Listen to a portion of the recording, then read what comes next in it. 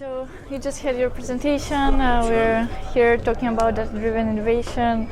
Can you tell me first something about your company, what you do? I'm an associate professor at Chalmers University of Technology and the University of Gothenburg. So I do research related to computing on visualization and the digitalization of society. So I also work at the Swedish Center for Digital Innovation. So there are a lot of changes now happening in this area. So how do you think the business is actually dealing, or what are the biggest challenges that are coming up in research? I think that the main challenge is related to what I was actually talking about, and that's creating innovation not solely on the data side, not solely looking into the old ways of conducting analysis and stuff like that, but actually changing the underlying models and assumptions, right? So if you wanna pursue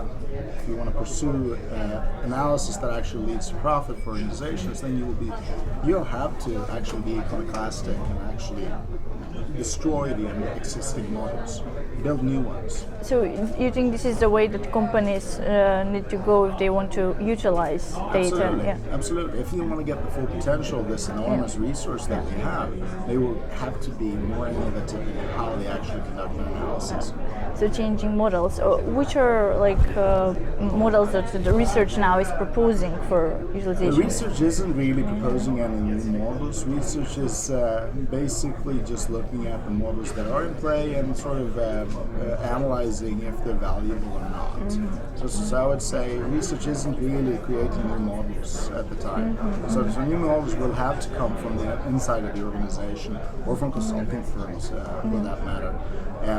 But the underlying idea is that, since we have such a vast abundance of data, then at present, with models not changing at all, we're not utilizing the new data, right? Which leads to the idea that, if you want to start to compete through the innovative use of data and analytics, then you actually need to change the model. So until you do that, you've got a massive opportunity cost in place. Yes. Yeah. So academia and business should work together to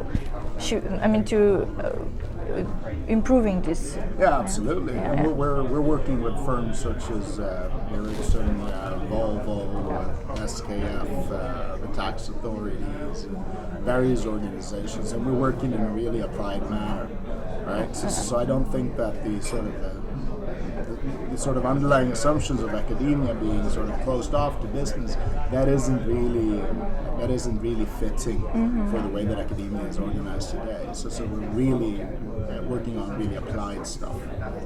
What what can we expect in the nearest future? I would expect to see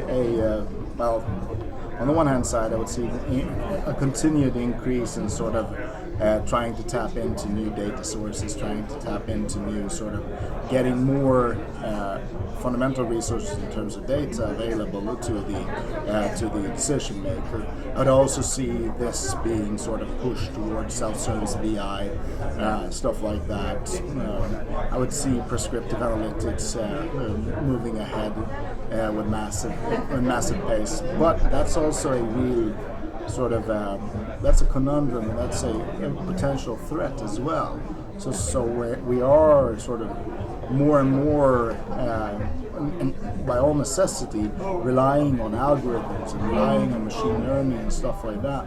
But unless we actually do the work necessary on the model layer, then it won't be as utilitarian as we perceive it. Yeah.